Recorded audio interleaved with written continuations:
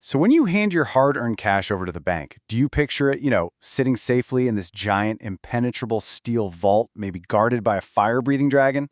Well, if you do, it's time to think again. Welcome to this explainer.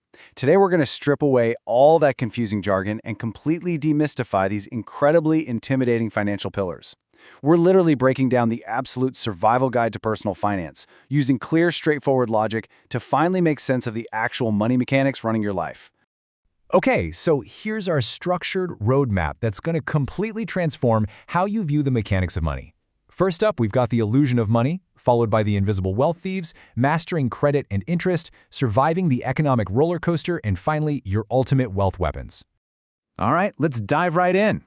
Section 1, the illusion of money, currency, and the banking system. So here's a wild thought for you. Money isn't actually real in the way we think it is. Think about it. There's literally no physical, scientific reason why a simple piece of paper can buy you a nice hot meal, but a random wooden stick you pick up in the woods cannot, right? It only works because of collective belief. Currency is entirely a social construct, built 100% on shared trust. Central banks actually have to carefully regulate how much of this paper gets printed, because if they don't, it turns into monopoly money, and that shared illusion just completely shatters. Now, let's completely break this assumption that a bank vault is just sitting there holding your cash. Remember that dragon guarding your money we talked about? Yeah, it doesn't exist. Not at all. Instead, we operate on what's called fractional reserve banking. Really, banks act a lot more like financial matchmakers. They take your deposit, right? And then they keep just a tiny fraction of it actually on hand. In reality, what they're doing is lending out a massive 90% of those funds to someone else, someone who maybe wants to buy a jet ski or a house, and they charge them super high interest while paying you, well, just a tiny little fraction in return. Honestly, it's a system that works perfectly, smooth as butter. Unless, of course, everybody decides to show up and withdraw their cash at the exact same time. Then things get a bit messy. Moving right along to Section 2, the invisible wealth thieves. Taxes and inflation. We all know the feeling. You work incredibly hard all months long, but before that money even hits your bank account, huge slices of it just vanish. Poof! Your take-home pay gets heavily reduced by income tax on what you make, sales tax on what you spend, and even capital gains tax on the money your investments are making while you sleep.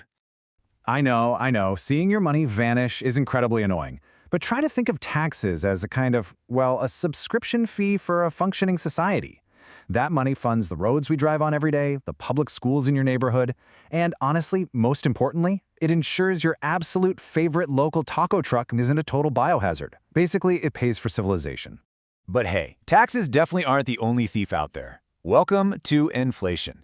You know when you open a bag of chips and it's like half air, but somehow it costs 30% more than it did last year?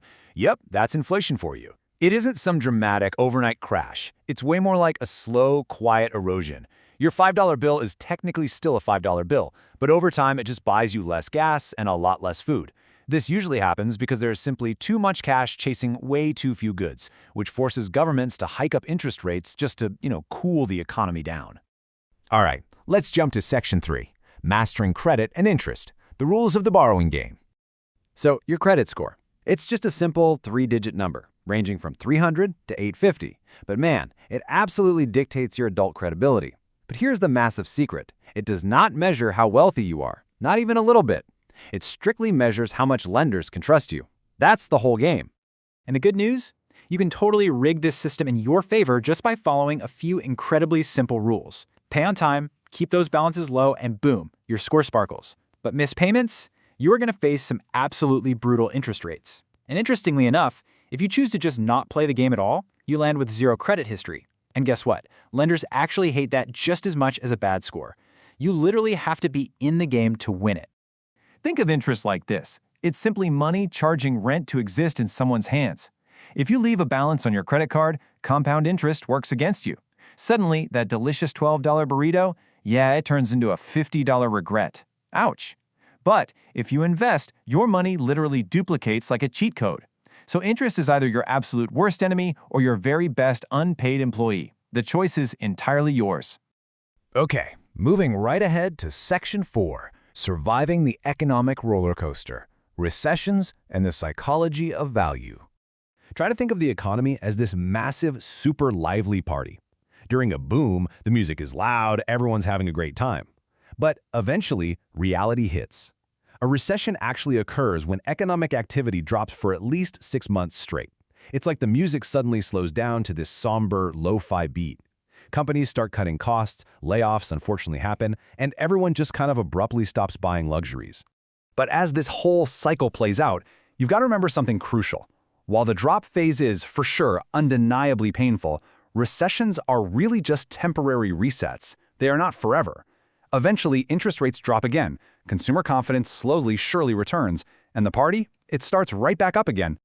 And during all these wild economic ups and downs, we have to remember how value actually works in the first place. Think about it. A shiny piece of gold isn't actually inherently superior to a regular old rock. Humans just collectively agree to value it more because it's rare. This perception, that is the secret to wealth. It is the exact same reason Steve Jobs could charge thousands of dollars for an iPhone, or why those luxury brands command such astronomical prices. Perceived value is what drives immense wealth. Which brings us to our final section. Section 5, your ultimate wealth weapons, investing and the power of time. So, knowing that inflation is quietly stealing your money's future value, your absolute primary weapon to fight back is investing. Investing is simply the moment you stop trading your hours for dollars and your money finally stops just sitting around getting dusty. Instead, you're buying assets, things like stocks, bonds, or real estate, and you're actively putting that money to work for you. Now, I know what you're thinking. Yes, buying stocks and real estate always carries a degree of risk. That's just a fact. But actually, the absolute biggest risk you can possibly take is just sitting on your hands.